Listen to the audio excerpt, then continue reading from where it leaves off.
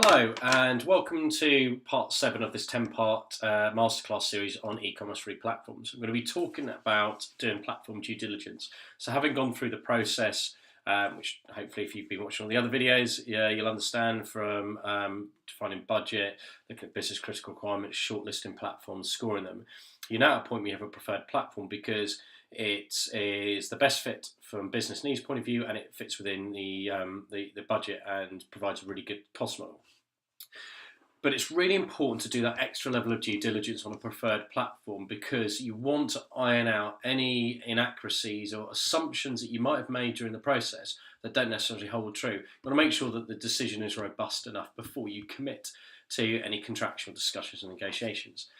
So the point of due diligence is to isolate the areas that are biggest risk to the business of selecting this platform. Every platform has its strengths and weaknesses. Nothing's 100% perfect for any business. So, for example, if the platform hasn't done an integration with your existing ERP, even though it has connectors and standard services for ERP integration, that would be a risk area that you would want to do extra due diligence on in order to reassure the operational, technical and e-commerce business stakeholders that actually this platform isn't going to suddenly cause a massive process or cost risk later on.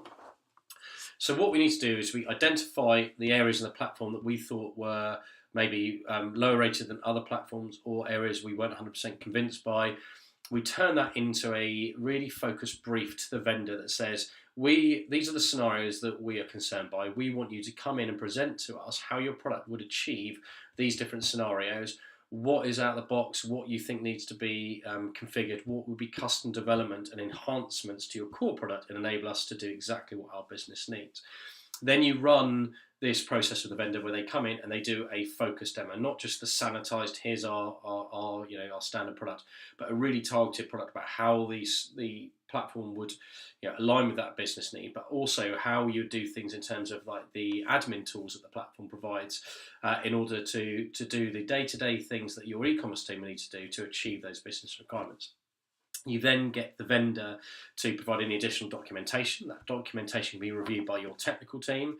If you don't have an expert e-commerce technical person, I would strongly recommend getting a technical consultant to support you on this part and do enough of an evaluation and feasibility to be able to play back and say whether they think that actually this is achievable given your other systems, your budget, your timeframes, etc.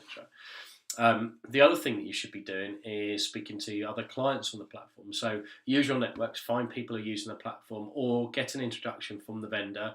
A vendor will naturally tip you towards somebody who's positive towards them. If you don't know anybody else in the industry who's on the platform you can speak to completely independently, then at least that's a fallback option. But go and speak to people and ask them what challenges they found, how easy they found the platform to adapt to their processes, to do things that you want to do.